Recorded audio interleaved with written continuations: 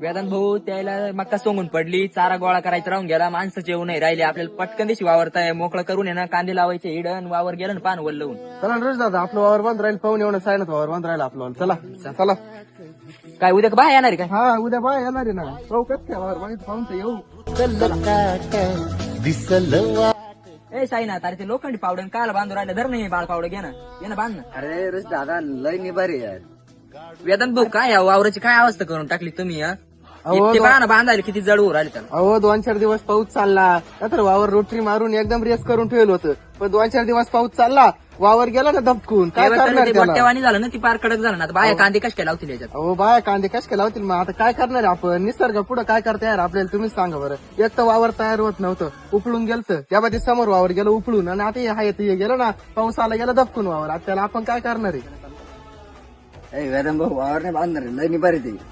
रुजदार सांगावं याला काही. चालू ए, आहे, साईनाथ, काय ए, करत नाही मला. अरे कुठे चाललं? लय निभारी ते नाही अरे बाबा 2 पैसे वाढून घे, पण ती बावर पुरं करून दे. त्याचं उद्या का बाय आहे त्याच्या मागे, काय करणार तो एकटा?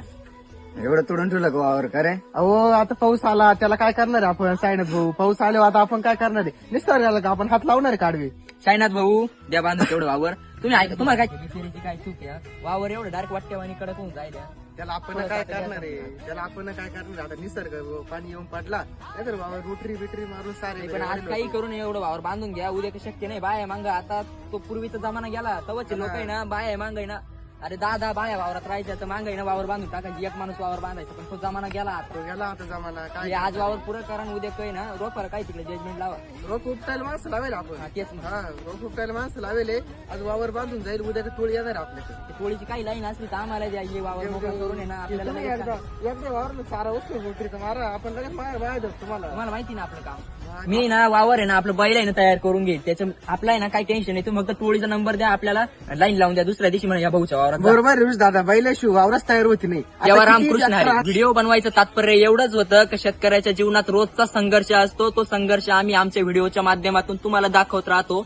तर मित्रांनो, आता आपल्याला उद्या का बाय येणार ह्या वावरात, तर वेदांत भाऊचं ही वावर आहे. तर वेदांत भाऊ बोला. रामकृष्ण हरी, जय जवान जय किसान.